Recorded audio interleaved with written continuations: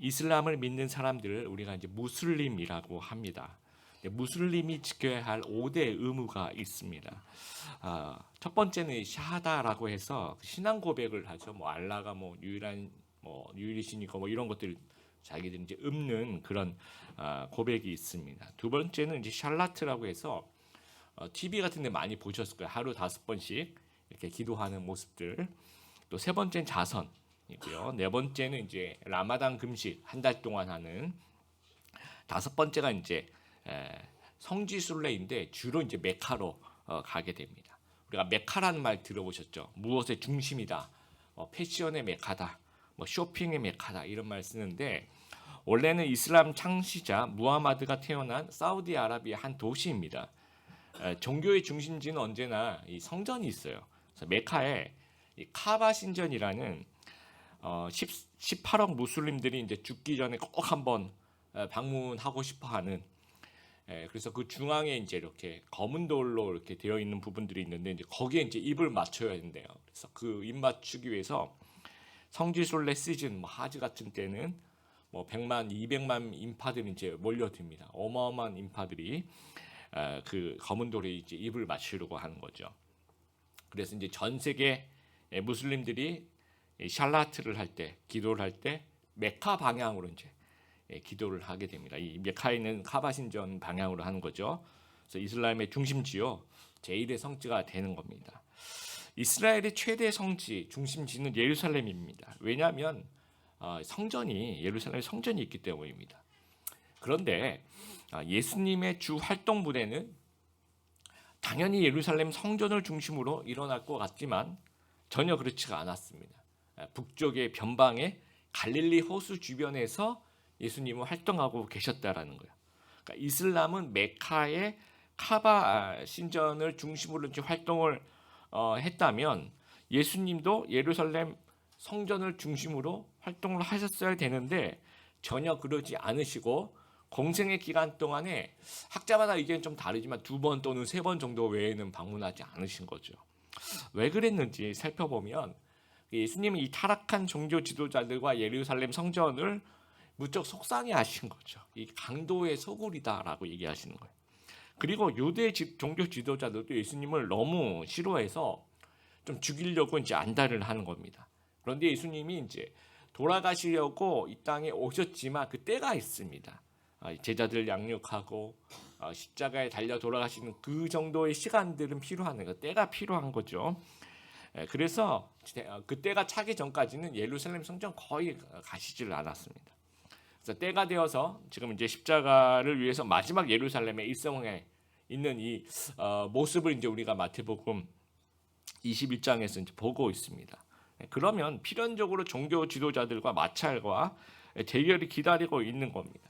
이제 예수님께서 십자가를 지기 위해서 올라가시는 거니까 이전에는 좀 많이 그 불필요한 대결을 많이 피하셨는데 이제는 피하지 않으십니다.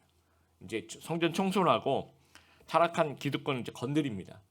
그래서 마지막 이제 반격이 시작되는데 예수님의 그 생애 마지막 그 예루살렘에서 일주일 중에서 화요일에 해당되는, 그러니까 월요일 날 성전을 청소하시고 화요일 날 종교 지도자들이 이제 차례로 찾아와요. 그래서 이제 질문을 하는 것 같으면서도 실제로 막 시비를 거는 거죠. 그래서 적대감을 이제 표현하는 겁니다. 먼저 이제 대제사장들과 장로들이 이렇게 오고, 그 다음에 이제 바리새인들이 오고, 그 다음에 이제 사두개인들이 오고, 그 다음에 율법사, 서기관들이 이렇게 차례로 이렇게 와요. 예수님께서 하나씩 찾아오면 하나씩 상대를 해주세요. 그걸 이제 우리가 도장 깬다 그렇게 얘기하죠. 도장 깨기, 또는 우리 청년들이 많이 하는 얘기 중에 참교육이라고도 많이 하는데 하나씩 도장을 깨면서 이제 참교육을 하고 계십니다. 그래서 오늘 본문은 이제 대제사장, 유대 장로들이 찾아와요. 그래서 예수님께서 그들이 무엇이 잘못되어 있는지를 비유로 설명을 해주십니다. 그래서 이게 우리에게는 좀 반면교사를 좀 삼자라는 거예요. 나쁜 본보기를 보면서 이렇게 하면 안 되는구나 라는 교훈을 배우는. 그래서 이 반면교사를 우리말로 좀 하면 아마도 거꾸로 배운다, 아마 이렇게 얘기할 수 있을 것 같습니다. 예수님께서 꾸짖으시는 내용, 이 종교 지도자들 향해서 꾸짖으신 내용을 우리가 좀 이해하면 이렇게 신앙생활 하면 안 되는구나를 좀 배워보자라는 겁니다. 그래서 잘못된 종교 지도자들을 반면교사 삼아서 거꾸로 배우는 세 가지 교훈을 한번 하나씩 살펴보았으면 좋겠습니다. 첫 번째, 나만 옳다고 생각하면 안 된다라는 겁니다. 23절에 보면 예수님께 성전에서 가르치세요. 그러니까 제일 높은 지위의 사람들이 찾아옵니다. 이 대제사장들과 장로들인데요. 로마 식민지는 이제 총독이 다스리고 있어요. 그러면 이스라엘에 허수아비 왕은 있으나 실제적인 정치 지도자가 없는 겁니다. 그러니까 종교 지도자들이 실제 권력을 누리고 있는 거예요. 그러니까 대제사장을 중심으로 하는 하나의 거대한 종교 카르텔을 형성하고 있었다는 겁니다. 그래서 그 종교 카르텔이 허락하는 이 서기관 학교, 율법 교사 학교가 있어요. 거기서 이제 양성된 사람들을 중심으로 성경을 필사하기도 하고요. 율법 교사들을 키워내기도 하고, 그런 사람들은 이제 주로 지방 관리를 쓰거나 아니면 사내들인 공의원이 되어서 자기들끼리 또 세력들을 형성하게 됩니다. 그런데 이 종교 카르텔과 무관한 예수님이 요즘 그런 말씀에 갑자기 툭 튀어나와서 백성들을 가르치는 겁니다. 그러면서 인기가 급상승되는 거죠. 그래서 이 대제사장들과 백성의 장로들이 뭐라고 이제 23절에 예수님께 나와서 물어보냐면, 내가 무슨 권위로 이런 일을 하느냐, 또 누가 이 권위를 주었느냐. 이게 속뜻이 뭐냐면요, 우리 허락 없이 감히 율법을 가르치냐, 이겁니다. 명동 그 리어카 장사를 하고 있으면 갑자기 깡패들이 나타나서 지금 누구 허락받고 장사를 하고 있냐 이렇게 물어보는 거랑 비슷한 느낌이라는 거예요. 우리 허락 없으면 안 된다라는 겁니다. 우리 허락 없으면 율법 가르치는 거 이거 할 수 없다라는 거예요. 하지 말라라는 겁니다. 그래서 이제 예수님께서 24절, 25절에 이제 대답을 하세요. 대답을 이제 질문으로 대답을 하시는데, 세례 요한은 누구 허락받고 일하느냐라고 물어봐요. 그럼 세례 요한은 너희 그 종교 카르텔의 허락이 아닌 하나님의 보내심을 받고 일하지 않느냐? 그걸 지금 물어보고 있는 거예요. 그래서 얘네들도 생각해 보니까 맞거든요, 또 그 얘기가. 그런데 이제 대답을 해야 되니까 되게 곤란해요. 그 요한이 하나님 허락을 받았다라고 얘기하면, 그럼 나도 예수님께서 나도 하나님 허락 받았다라고 이해하실 것 같고, 요한이 사람의 허락을 받았다 이렇게 얘기하면 또 백성의 여론이 무섭고, 그러니까 이제 모른다라고 대답을 하는 겁니다. 그래서 예수님께서 여기서 이제 말씀하고 싶으신 것은 너희가 최종 결정권자가 아니다라는 거예요. 그러니까 하나님이 최종 결정권자라는 겁니다. 그러니까 나만 옳다고 생각하고 이 다른 사람을 정죄하거나 비판하거나 하지 말라라는 겁니다. 우리가 참 이런 실수를 자주 하는 것 같습니다. 내가 다 안다. 나만 옳다. 내가 아주 유일한 일꾼이다. 내가 최종 결정권자다. 라고 이제 착각을 하는 거죠. 근데 이게 어느 분야에 오래 몸담고 있을수록 이런 착각이 좀 더 심해집니다. 요즘 시속 300km 이상 달리는 고속철도가 우리나라에 이제 KTX가 있죠. 2004년에 개통이 되었고, 프랑스의 그 떼제베라고 하는 고속철도는 1981년에 개통이 되었습니다. 그러면 세계 최초의 고속철도는 우리나라보다 한 40년 앞서요. 1964년에 도쿄와 오사카를 오가는 도카이도 신칸센이 처음 세계 최초로 개통이 되었습니다. 근데 그 도카이도 신칸센을 처음에 이제 개발할 때, 처음에 이제 만들려고 할 때 가장 강력하게 반대한 사람들이 이 철도 엔지니어들입니다. 한평생 이 철로를 깔아왔던 이 철도 엔지니어들이 왜 반대했냐면, 이 200km 이상 달리면 차체 진동이 막 생긴다는 거예요. 그 차체 진동이 막 생기면 생길수록 탈선하는, 반드시 이게 탈선한다라는 겁니다. 그래서 불가능하다는 거예요. 이게 속도가 높아지면 열차가 진동을 하고 탈선이 생기고 그럼 큰일 난다는 거예요. 절대로 이건 안 된다라고 얘기하는 겁니다. 근데 그 회의에 이제 같이 개발자들이 이제 회의를 할 때 철도 엔지니어들만 있었던 것이 아니라 항공 엔지니어들이 같이, 왜 그런지 모르겠는데 항공 엔지니어들이 같이 이제 회의를 참석했는데, 이분들은 이제 철도는 잘 모르는데, 그러나 이 전투기를 이제 연구 개발하시는 분들인데, 이 항공기 날개도 이게 이제 엄청난 속도로 날아가니까 여기도 이제 진동이 생기면서 초창기에는 이게 진동이 너무 많이 발생할 경우에는 이 항공기 날개가 파괴되는 현상이 이제 플래터 현상이라고 이런 문제들을 아주 깊이 있게 연구하신 분들이래요. 그래서 이걸 또 어떻게 해결할까를 또 연구하신 분들. 그러니까 진동이라고 얘기하니까 뭐 철도는 잘 몰라도 진동은 이렇게 한번 공학적으로 한번 해결해 보면 줄일 수 있을 것이다라고 하면서 문제의 어떤 해결할 수 있는 제안을 합니다. 해법을 제안하는 거죠.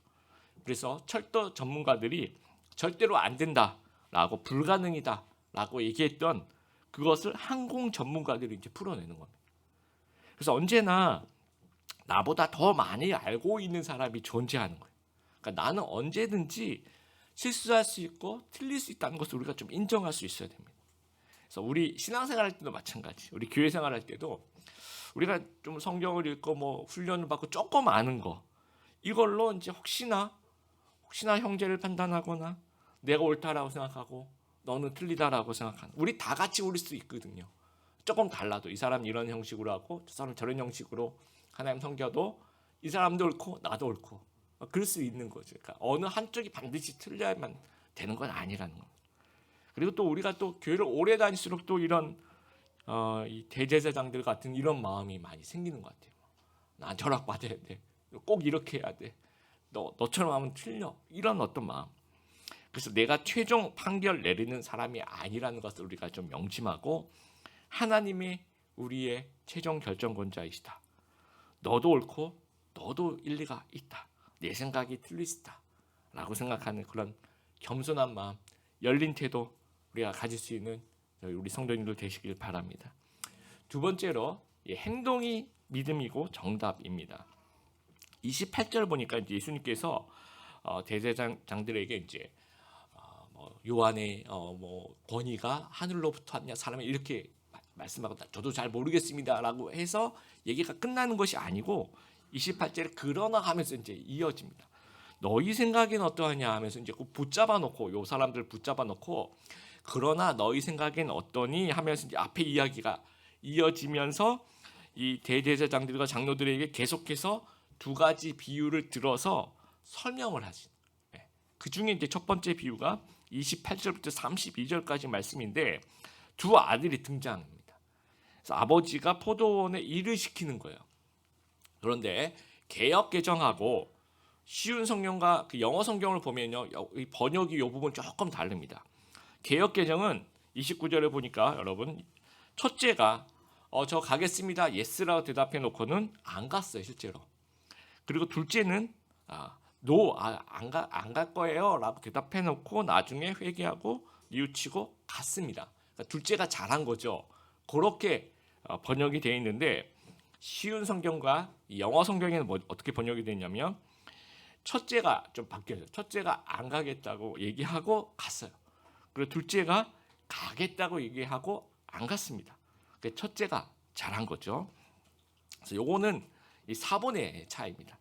그래서 어떤 참고한 이 사본이 이제 조금씩 다른 거죠. 그런데 이게 이제 역사적인 사실이면 좀 문제를 제기할 수 있는데 이건 역사적인 사실이 아니라 예수님이 비유를 하는 거예요. 그러니까 큰 차이가 없는 겁니다. 일단 내용은 똑같아요. 뭐 둘 중에 하나는 갔고 하나는 안 갔다라는 거예요. 그래서 31절 예수님의 그 질문이 중요합니다. 31절 이 둘 중에 누가 아버지의 뜻대로 하였느냐라고 물어봐요. 누가 아버지의 뜻대로 행했느냐라고 물어봅니다.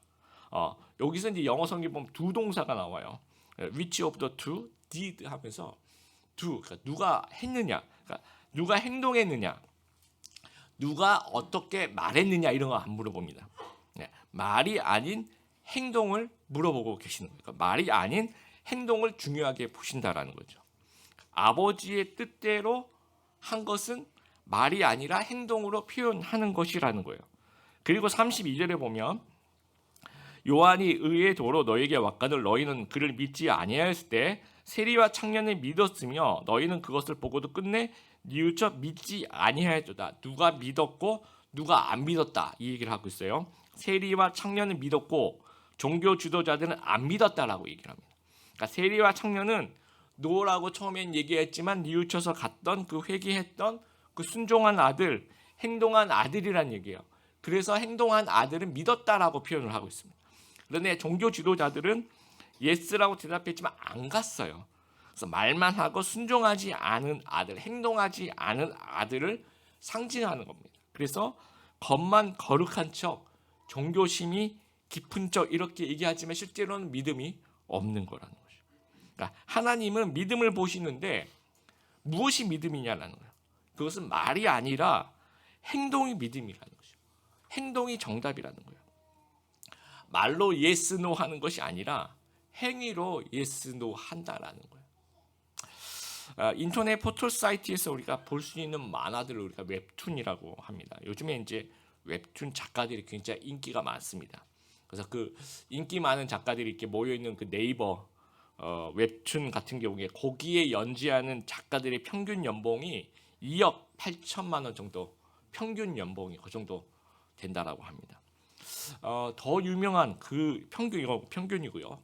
그거보다 더 유명한 웹툰 작가들의 수입은 거의 10억대가 넘는다고 해요.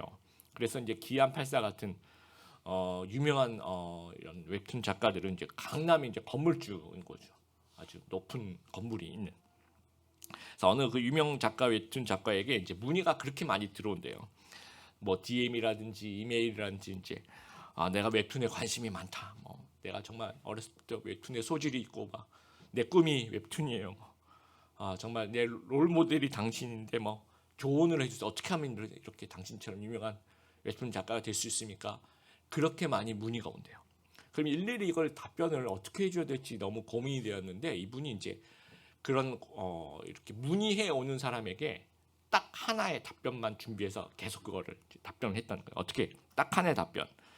짧은 웹툰을 한 편 만들어서 가져와라. 그러면 조언해 주겠다. 아주 짧아도 괜찮다. 일단 만들어서 갖고 오면 내가 보고 코멘트도 얘기해 주고 같은 조언을 해 주겠다.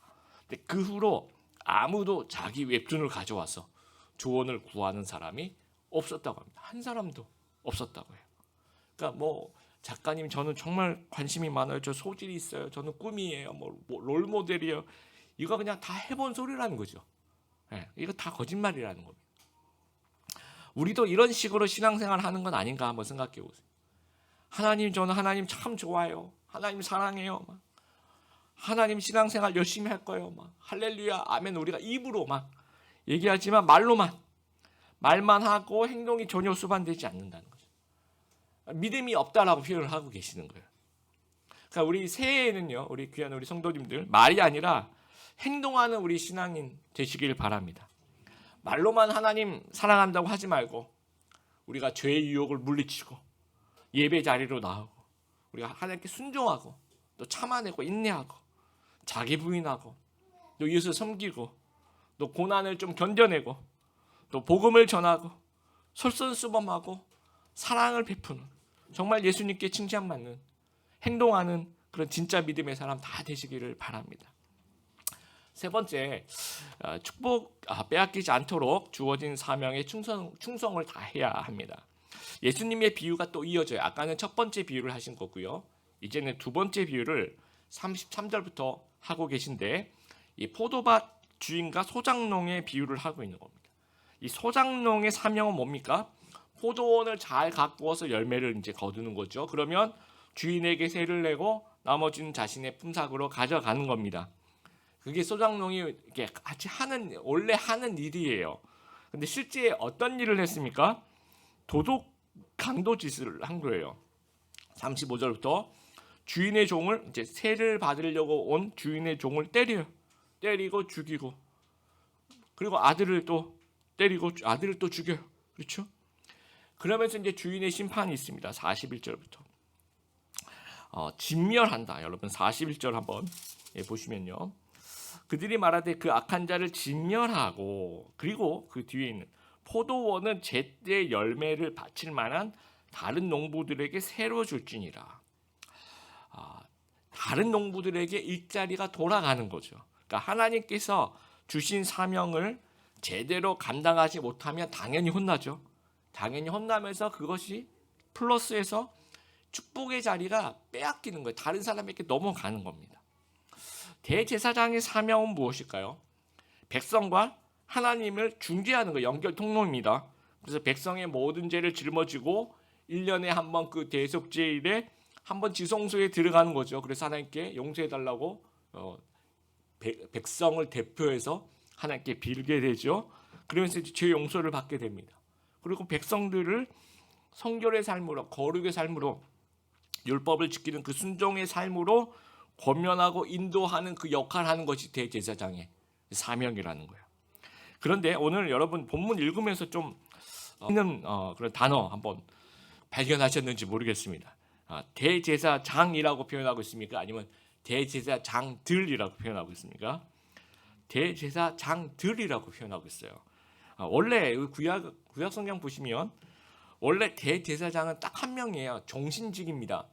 그래서 대제사장이 죽으면 그렇죠. 그 다음에 또 누군가가 대제사장직을 맡게 되는 거예요. 그런데 이제 요 당시에는 이제 로마 그 당국이 대제사장이 마음에 안 들면 그냥 해임을 해요. 그리고 다른 사람을 다시 임명을 합니다. 그렇게 해도 한 명이어야 되는 게 맞아요. 왜냐하면 해임을 했고 그 다음에 누구를 세웠으니까 한 명이어야 되는데 구약 시대 그 종신직이었다는 그 정서를 이용해서 안나스라는 대제사장이 이 사람이 아주 뭐랄까 정치력이 아주 컸다라고 얘기할까요? 전체를 다 휘두를 수 있는 그런 정치력을 갖고 있는 사람이 그러니까 아마 로마 당국이 조금 불편했는지 이제 해임을 해요. 그리고 난 다음에 그 다음에 또 다른 사람 여러 사람이 하고 지금은 사위인 가야바라는 사람이 이제 대제사장으로 있는 겁니다. 그런데도 불구하고 이 안나스는 계속해서 대제사장이라고 이제 그렇게 행동을 하고 사람들도 그렇게 알고 있고 그렇게 알 수 있도록 이 정지 작업을 다 하고 그렇게 활동하고 있고 그렇게 영향력을 끼치고 있는 겁니다. 그래서 가야바와 이 안나스 이 두 사람 다 대제사장이라는 거예요. 그래서 대제사장들이라는 표현을 하고 있는 거예요. 그러니까 엄청난 정치력으로 계속된 영향력을 끼치고 있다라는 거예요. 그러니까 성직자가 아니라 이건 거의 정치꾼에 가까운. 그래서 성전 중심으로 어마어마한 이권을 완전 대기업입니다. 그래서 이 대제사장으로서 역할은 하지 않고 장사를 지금 하고 있는 거예요. 그래서 어떤 심판을 받습니까? 43절에 그러므로 너희에게 이르노니 하나님의 나라는 너희는 빼앗기고 그렇죠? 그 나라의 열매 맺는 백성이 받으리라. 빼앗기고 아까 말했던 그 진멸되고 똑같은 얘기죠. 그리고 다른 사람이 그 축복을 누리는 것입니다. 구약 성경 우리 에스더서에 보면 모르드게가 이제 에스더에게 한 말이 있어요. 그 에스더서 4장 14 제가 한번 읽어볼게요. 지금 왕비가 잠잠히 있다 해도 다른 사람의 도움으로 유다인은 해방과 구원을 얻을 것입니다. 그러나 왕비와 왕비 집안은 멸망을 당할 것입니다. 왕비가 지금 왕비의 자리에 오른 것도 바로 이런 때를 위한 것인지 누가 합니까? 이 왕비의 사명은 백성을 구원한 일이라는 거죠. 안 하면 다른 사람이 그 역할을 다른 사람에게 그 역할이 넘어간다는 겁니다. 너는 이제 망한다라는 거예요. 그러니까 누군가 해야 하는 일인데 하나님이 나에게 그 일을 맡기셨잖아요. 이게 축복이라는 거예요. 이것만큼 귀한 축복이에요. 누군가 해야 되는 일인데 하나님이 그 일을 나에게 맡기신 거예요. 근데 내가 그 일을 안 하면 이 축복은 넘어가는 겁니다.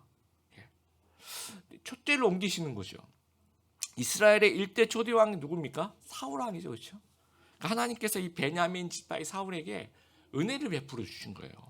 근데 나중에 사울 왕이 변질합니다. 불순종해요. 불충성하게 됩니다. 그래서 사무엘상 15장 35절에 보면 여호와께서는 사울을 이스라엘 왕으로 삼으신 것을 후회하셨더라라고 얘기를 해요. 그러니까 축복이 누구에게 그럼 넘어가요? 그러니까 사울 왕이 아니라 그 다음 다윗 왕으로 넘어가요. 그러면서 다윗 왕은 유대 지배죠, 그렇죠? 그래서 왕조 자체가 바뀝니다. 그러니까 축복이 옮겨간다라는 거예요. 교회도 마찬가지입니다. 아주 옛날에 막 3, 40년 전만 해도 강남에 있는 어느 A 교회, 뭐 여러분 이름도 지금 우리 청년들은 못 들어봤을 겁니다. 한국 교회를 대표하는 교회다 해서 교회 정말 크더라고요. 본당에 한번 들어가 봤더니 저 뒤에서 이제 저 앞에 있는 강대상에 누가 서 있는지 이렇게 점 하나가 보이는. 근데 얼굴은 아주 친한 사람 아니면 누군지 모르겠더라고요. 그래서 그 위에 이제 큰 스크린에 비치는 얼굴을 봐야지 누가 앞에 서 있는지 뭐 보일 정도로 그 정도로 큰 그런 교회. 그런데 뭐 한국을 대표하는 교회다. 그러면서 시간이 지나다 변질이 되더라고요.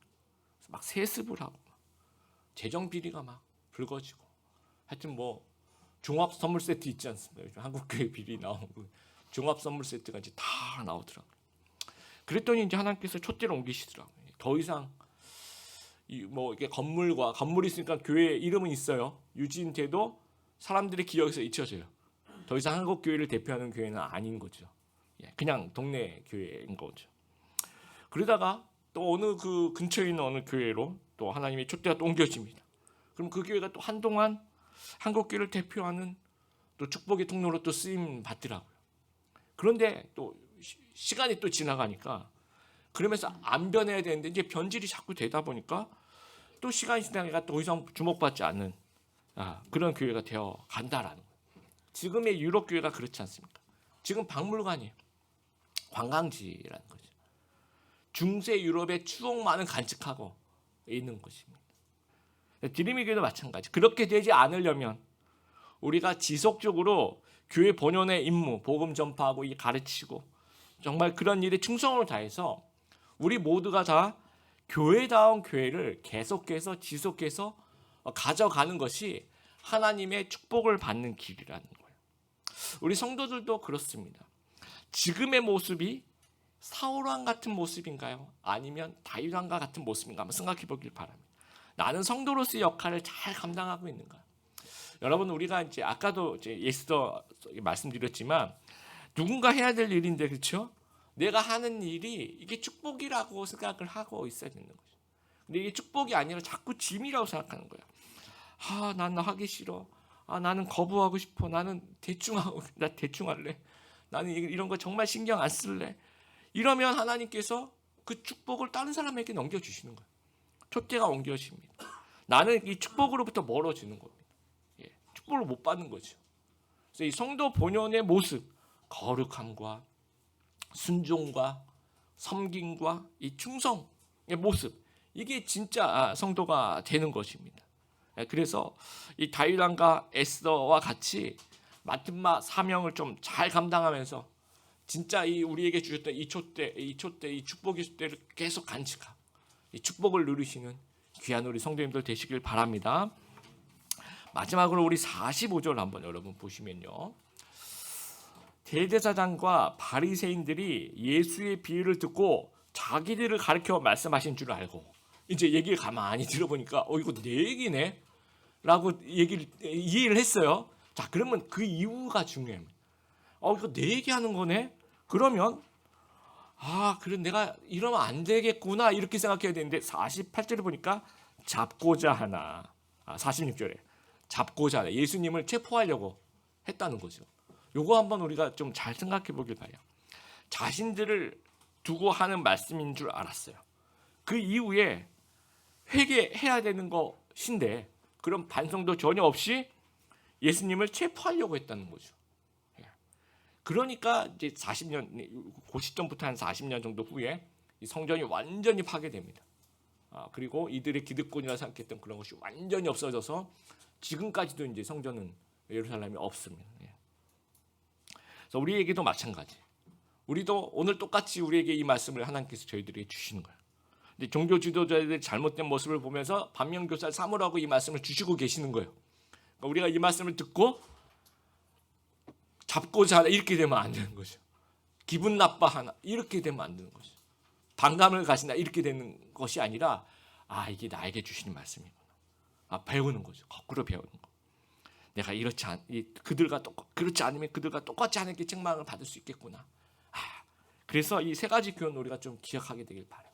열린 마음 우리가 좀 나만 옳다고 생각하지 말고 또 행동으로 이 믿음을 좀 표현할 수 있는 그런 사람 되기를 힘쓰고 또 우리가 축복이 빼앗기지 않도록 지금 우리에게 주신 이 귀한 각자에게 다 다르죠. 사명들이 그렇죠. 그 사명 좀 잘 감당할 수 있는 그런 하나님의 사람 되시기를 주님의 이름으로 축복드립니다.